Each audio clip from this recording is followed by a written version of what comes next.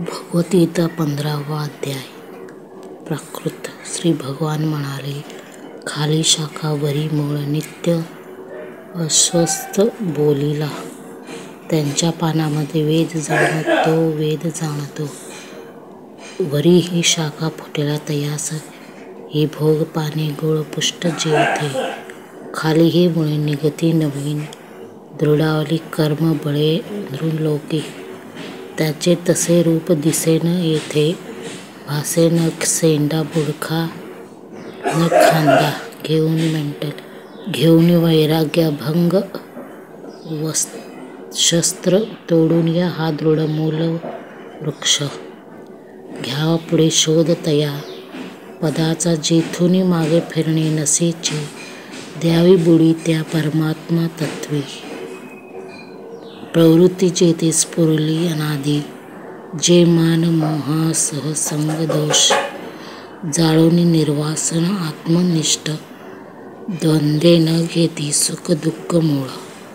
ते प्राज्ञ त्या नित्य प्रविष्ट. न त्यास उजळी सूर्य कायसे अग्नी चंद्र हे.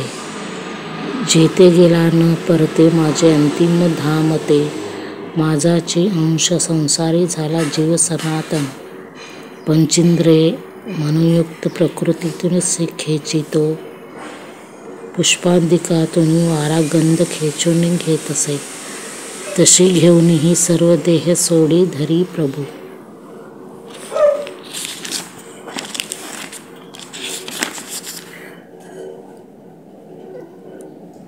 श्रोत्र जिव्हा त्वचा चक्षु ग्रहण आणि ते मन ह्या सर्वास अधिष्ठुनी ते विषय सेवितो सोडितो धरितो देह भोगितो गुणयुक्त. परीन पाहती मूढ ज्ञानी डोळस पाहती. योगी यत्न बळे ह्यास पाहती हृदयी स्थित. चित्तहीन अश्रुदाते प्रयत्नहीन पाहती. सूर्यास्त जळते तेज जे विश्व उजळीत असे. तसे चंद्रात अग्नीत जाणत माझेची तेज ते. आकर्षण बळे भूते दरारूपे धरीत असे. वनस्पतीस मी सोम पोषितो भरिला रसे. मी वैश्वानर रूपाने प्राणी देहात राहुनी. अन्ये ती पचवी सारे प्राणापणास फुंकुनी.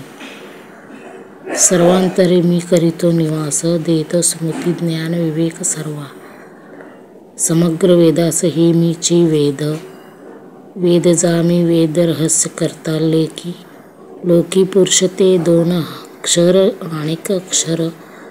अक्षर सर्वची ही भूते स्थिर अक्षर बोलिला. म्हणती परमात्मा तो तिज पुरुषोत्तम.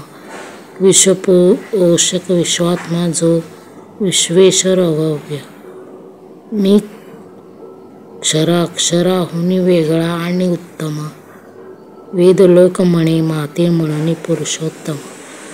मोह मारून जो दूर जाणे मी पुरुषोत्तम. सर्वज्ञ ते सर्व भावे सर्वरूपी भुजे मज. अत्यंत गूढ हे शास्त्र निर्मळा तुझ बोलिलो.